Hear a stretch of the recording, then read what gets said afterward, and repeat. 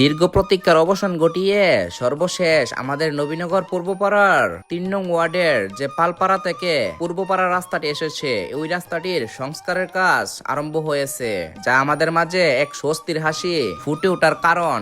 আমরা এলাকাবাসীরা খুবই আনন্দিত আমাদের এই রাস্তাটির জন্য। এমনও দিন গেছে আমাদের রাস্তাটির একদম বেহাল দশা হয়েছিল, কাদা নর্দমা দিয়ে রাস্তাটি পুরোপুরি ভাবে মানুষ চলাচল অনুপযোগী হয়ে উঠেছিল, আর আমাদের চলাচলেরও অনেকটা ব্যাঘাত ঘটেছিল। খুবই ভোগান্তির সম্মুখীন হতে হয়েছে আমাদের এই রাস্তাটির জন্য, আর শুধু একদিন দুই দিনের জন্য না, দীর্ঘদিন যাবত। এখন আমরা আমাদের মাঝে এক স্বস্তি ফিরে পেয়েছি।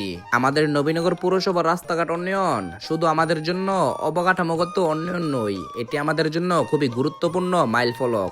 আমরা যারা নবীনগর পৌর উন্নয়নকে ভালোবাসি তারা মন থেকে আমার ভিডিওটা শেয়ার করবেন, আর তার পাশাপাশি আমার পেজটিকে ফলো দিয়ে আমার পাশে থাকবেন।